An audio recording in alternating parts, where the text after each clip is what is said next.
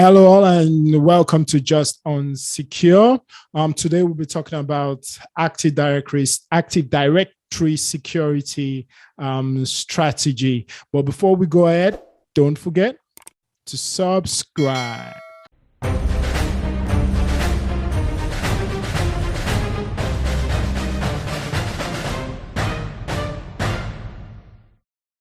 Hello, all. Welcome to Just Unsecure. I am Babs and my co-host OO. We're two cybersecurity enthusiasts and professional. And like I stated earlier, today's topic, we'll be talking about Active Directory security strategy. But before we go ahead, as usual, let's get the audience. What is Active Directory? So Active Directory, basically, which most of organizations are used to, but if you're hearing this for the first time, it's more like what you can say a user directory in an organization, but it's more than just a user directory. It's also asset directory, so to say, on the Windows side, that can help you to manage user authentication in the environment. So if you log into your window, locally, yes, if you are using just a single laptop, you would not know what Active Directory means. But in an organization that is really big, that you need to centrally manage user, then they must have a way to manage everybody, control their password, user creation, what they have access to, which we call groups and roles and all of that. So Active Directory is responsible for that. Is a really key solution in the enterprise. Yeah, I couldn't have said it better. I think most people working in an enterprise organization should know about Active Directory and what it's how it functions from a security perspective in ensuring that users are grouped, users are managed, indirect identities such as identities are managed, passwords are managed, and basically once you're in the directory, your domains are located to you. What you can do with your user is given to you. Everything ties down to your directory, Active Directory. So the whole point of today is looking at some security strategies to ensure you keep your Active Directory secure. And why we look at that is the Active Directory in most organizations are the single point of failure, because that is the core target of what most hackers or malicious people try to compromise. Remember, if you're able to compromise your Active Directory, you're more or less able to compromise the organization as a whole. So what we're going to do now is to look at the best strategy you would use. My first recommendation is always look at frameworks out there that you can adopt in ensuring you have a resilience Active Directory domain. And I normally look at the NIST Cybersecurity framework, and most people say, okay, why do you want to use the NIST? If you go to our previous some of our previous sessions or series, you would see that we spoke to experts about the cybersecurity framework and why it's quite good within an organization to adopt. And even if you're not adopting everything, you should get some good practice there. So for me, the NIST cybersecurity has like 5 major domains, which is identify, protect, detect, respond, recover.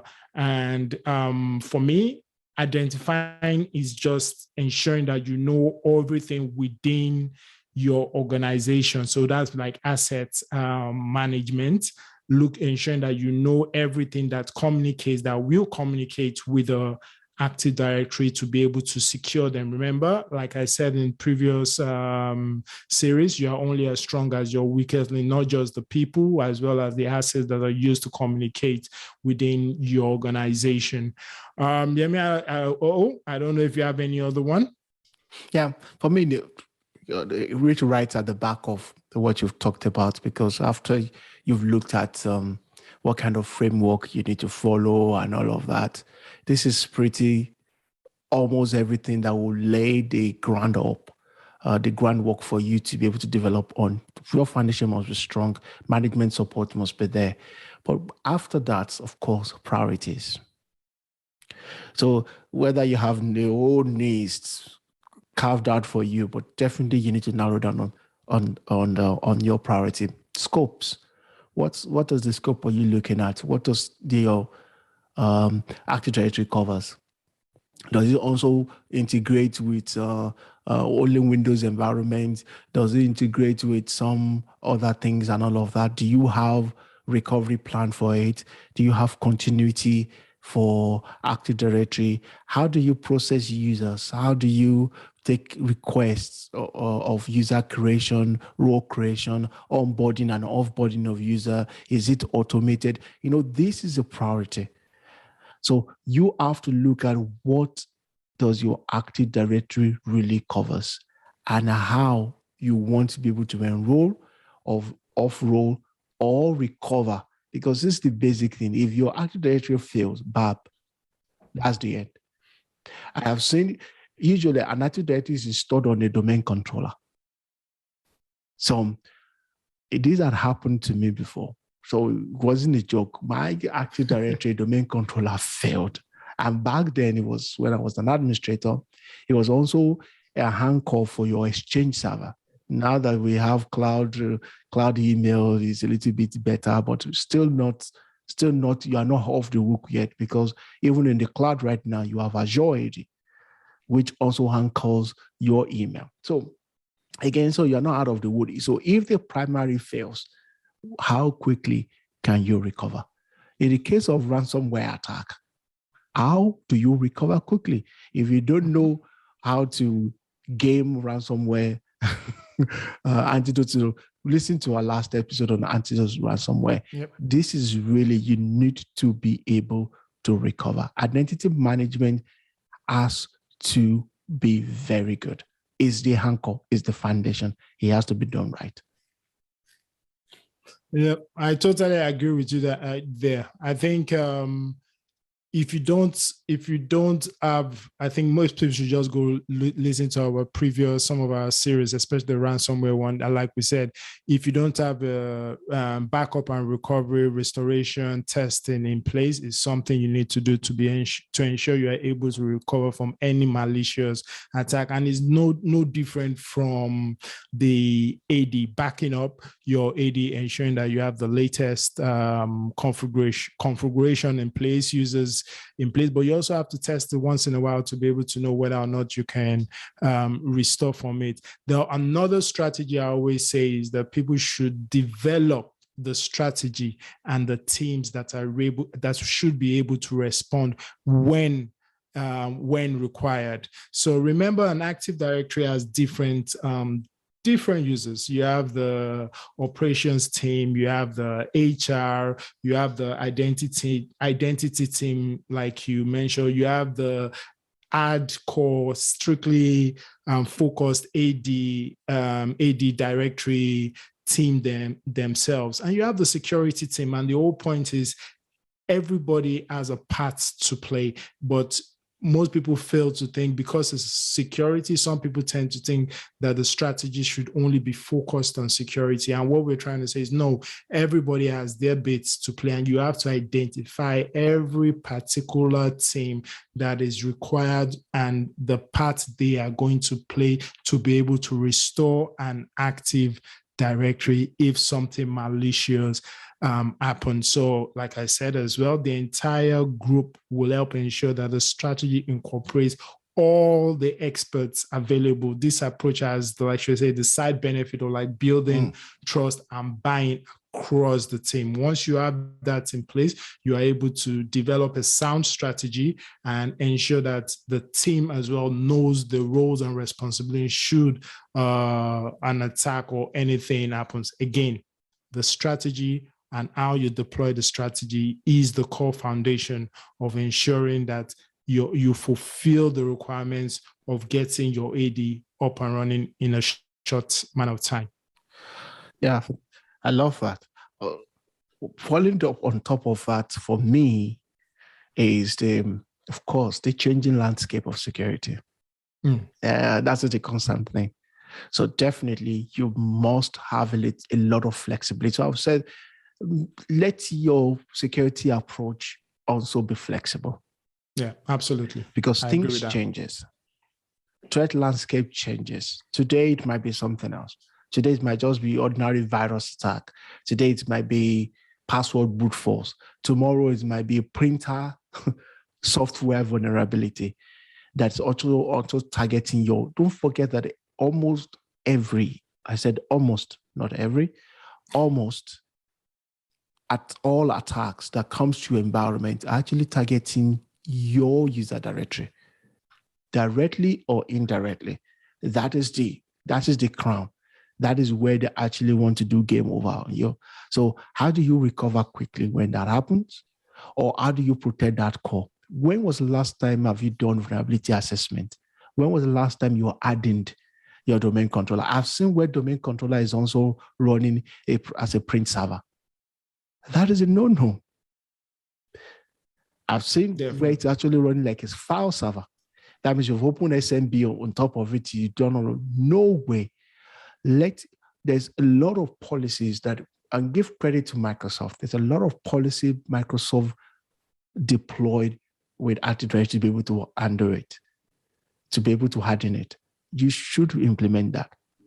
In fact, in front of it, you can do a strategy where you have the read-only domain controllers in front that can only read and not write. For instance, in your DMZ, for something you need to, it doesn't take a whole village to be able to secure Active Directory. In fact, Active Directory is simple and can go on for years without anybody touching it. It will just work. But how you do that initially, initial planning, you must do it and be flexible as you go on. You don't have to make so much changes to it, but it requires concerted effort to continue to protect, just the initial one, to protect from attacks. Absolutely. As in, for me, those are the key areas. Again, for me, I think, do you have anything else you want to add to that? Because I was thinking I've pointed out most of the ones I could think of. But, is there any other one? Yeah, at the back of it, just take responsibility for your Active Directory. If you are the security guy, know what your role is. Operation guys know what your role is. System admin know what your role is. Who needs to patch the OS? Who needs to make sure the users are validated? Who needs to know users are approved and all of that. Everything that we've mentioned here, take responsibility. It works well, doesn't mean you should not pay attention to it.